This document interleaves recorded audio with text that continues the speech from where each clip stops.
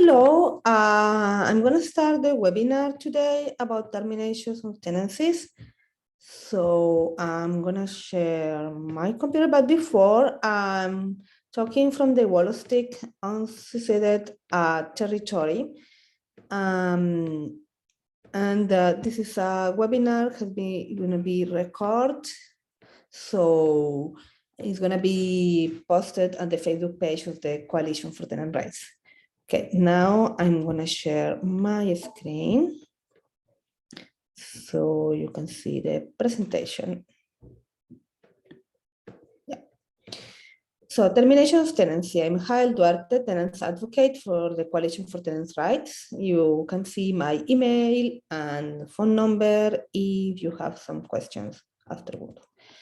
So we are talking about the termination. So a landlord in the section 2412. Oh, I made a mistake here, sorry. A landlord shall not serve a notice of termination of the tenancy unless. So now I have to clarify this. This was the recently changes. So landlords can terminate the contract only with some reasons. So the landlord intends in good faith that it will be occupied by her spouse, child, parent, or father-in-law, mother-in-law, or the premises that will be occupied by the tenant and will be used other than as a residential premises, so different than residential. The premises will be renovated to an extent that became possession. So that means it will be renovated in a way that is not possible for a tenant to continue living there. So it's not just fixing the windows, it's not just putting something beautiful, it's really a change that impedes someone living during the changes. The tenancy arises on employment. So if there is a relationship between the tenant and the employer, that means, for example, and the employment relates to the maintenance or management of the premises. So only if the employment relates to that. So if the person is the person taking care of the building, and if the employment contract finished, so the tenancy finished, and it's only because of that. Notice of termination. So the notice of termination has to be served by a landlord or tenant. We're going to see when a tenant can terminate the contract too.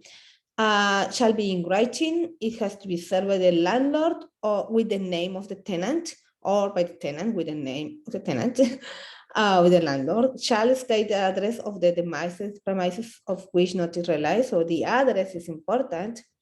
The effective date of the notice, so when you made the notice. The reason for the termination. Now you see there is the reason for termination. And it has to be signed by the landlord or an agent or representative of the landlord, or by the tenant if there's a tenant terminating the contract. So what is the timeline for the termination? The timeline, so a notice of termination of a tenancy is to be served by a landlord or tenant when it's year to year, so it has to be at least 3 months. When the contract is month to month, it has to be at least 1 month. When the contract is week to week, it has to be at least 1 week. If the periods are greater than a week, but less than a month, so we go month by month. If in the period of tenancy year from year, month by month, or week by week, that begins at the end of the days specified by the tenancy agreement. So if it's until the 1st to the 30, it has to be the 30. Notice of termination. So what happens if the tenant don't agree, or if the tenant have a doubt? I always say by default complain. It's better that the tribunal decide, and you will see here that you have only 15 days. Oh, sorry, to complain. So once you receive the notice of termination, you have 15 days to complain to the tribunal. So do it. And it's 15 days counting, including weekends. So when a tenant applies to the residential tenancy officer, the tribunal, the tenancy officer review the notice, see if the notice accomplished all the requirements we already see. Ask the landlord to establish the reason for the termination. If there is no the reasons that are already made by the law, so it's not a legal termination. Also, hello, I'm explaining at this moment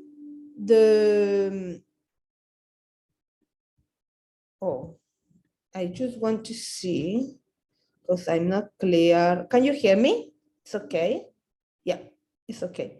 Okay, I'm explaining at this moment how important is to complain. So because after a notice of termination, the person have only 15 days.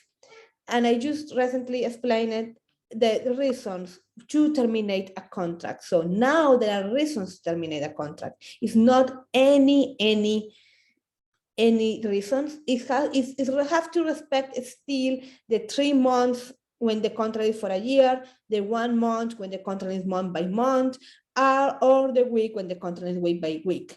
But it has to be a reason. And if in any case of doubt, it's better to complain because only you have 15 days to complain. So the decision, while the officer of the residential tenancy tribunal can do. So if they say, okay, yeah, the landlord had a reason, if the renovation is so big that the contract has to be terminated, so it's okay. But when the decision is made and the officer confirms the notice of termination, so the notice of termination may vary the date with the tenancy is to terminate. So that means don't worry, then that is why, again, it's important to complain in between these 15 days, because maybe the landlord didn't respect the timeline. Don't worry, if you complain, that will change the day when you have to vacate the place. So because it's the time of the decision, and after the officer will say, okay, you have to vacate because it's legal, the landlord respected the law, everything. If the landlord didn't respect the law, so the termination is not legal, it's not valid. So compensation, that is interesting because now the landlord have only 2 months to renovate. And if the tenants who had to vacate the premises see that the landlord is not renovating in 2 months, they can ask the residential tenancy tribunal, the officer, to compensate. That is why also I suggest if you had to leave the premises because of a big renovation, keep the receipts, because that's the way for you to show that you have right to compensation. Keep the receipt, keep a letter of people who helped you, maybe it was friends, and the friends have to, so so how you can quantify that compensation. And also you can also, maybe not, things are not easily quantifiable, but also the harm, because maybe you have to change your house and your children have to change the school. So these kind of things are important to show how this change affected and the landlord didn't accomplish what they were authorized to do. So the residential tenancy officer who receives an application for compensation may conduct an investigation. So that is why I tell you it's important to have evidence. Order the landlord to pay the tenant an amount determined by the tribunal to compensate for losses caused by the termination.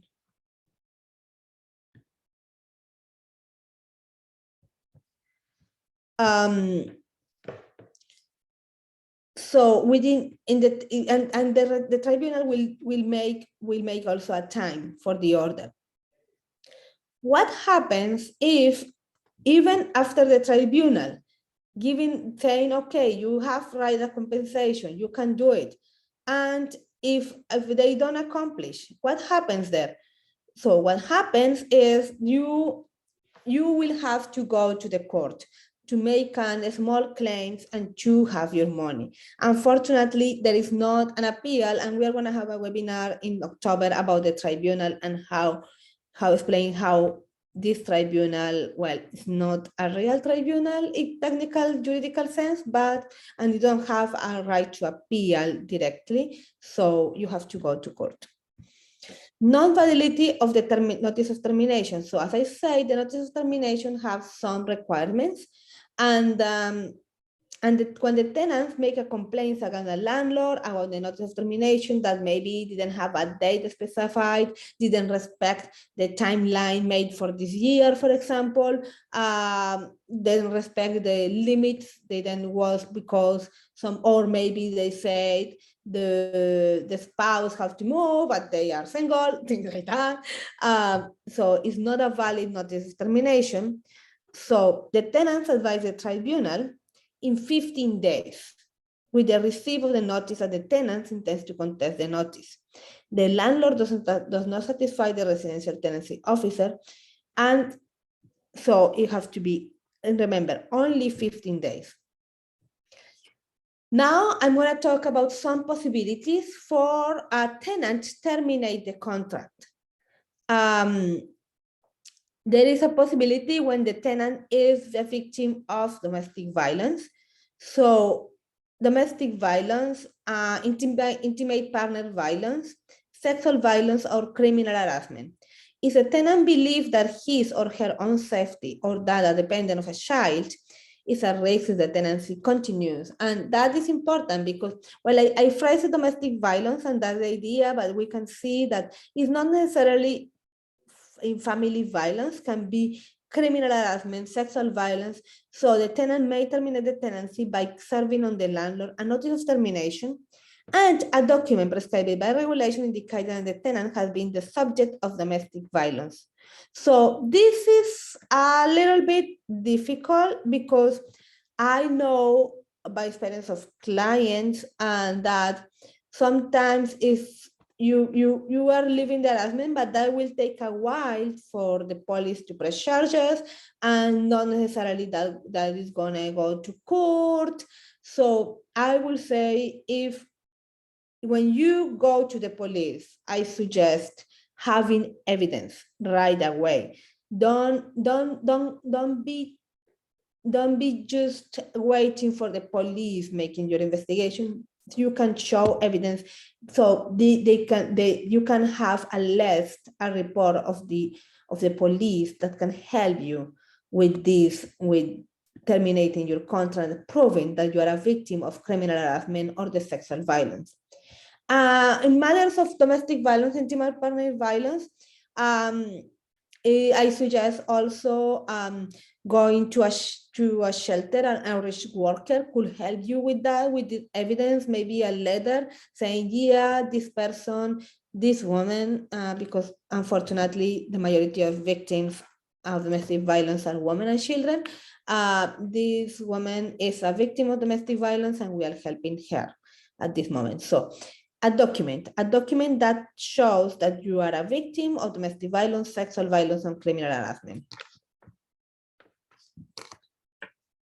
Another possibility, so if the premises are let year to year, you have to serve at least 1 month before the expiration of any month. So, and working in the victim of domestic violence, normally the victim of domestic violence have a safety plan. So, and there are situations where you have to take care of your safety and the safety of your children. So it says at least 1 month, but if you feel like your life is at risk, well, you serve and you leave. And because, yeah, it's really important. It's a question of, sometimes, unfortunately, it's a question of life or death. So take your decision, call the police, make a report, and leave. In case of fixed term tenancy, so at least 1 month also. When the tenancy is terminated under this section, the landlord is not entitled to compensation or damages in relation to the rent that will have become due and payable if the tenancy has not been terminated. That is important because that means if you have a contract for a year but you had to leave 2 months after you signed the contract because domestic violence, sexual harassment, criminal harassment. So you made a notice for a month, and after, well, the landlord cannot do anything. I suggest communicate also to the tribunal this situation, so you are more shielded and you have you are more protected about not having to pay more. Another possibility is when the tenant's health is in jeopardy. So on the application of a tenant and after conducting an investigation. So if you feel the situation, this continuing this contract causes extreme hardship and deterioration in the tenant's health. And I have been helping in cases that, for example, and that is combined with some of the other provisions in the law that there is the obligation of the landlord to keep fit for habitation. But we know, unfortunately, many landlords don't do it and let humidity go on and on, and that is causing deterioration of the tenant's health of the children. So that will be a reason to terminate the contract. So reach out the tribunal if the thing is urgent, because your child is with asthma or something like that, making an urgent claim. So you go to the tribunal, you provide proof. For example, the doctor received all the medicine that started with living in that apartment, or it deteriorated. Maybe the child is always living like that, but now in this apartment is worse, these kinds of things. When maybe it's causing too much stress because the environment or many things, that is mental health, and that is deterioration of tenants' mental health. So I encourage, if you have one of the reasons, go to the tribunal and make ask a requirement to terminate the contract. So the notice of termination terminates the tenancy on the date specified in the notice. And tenancies, it has to be, so if you do that, so the landlord is not entitled to compensation if you don't enter a contract in the time. Okay, this is the presentation for today. I don't know if someone have a question at this moment. I'm going to stop the recording. So if someone has a question, could write the question or just saying it. And I'm going to stop the recording so person can ask the question freely.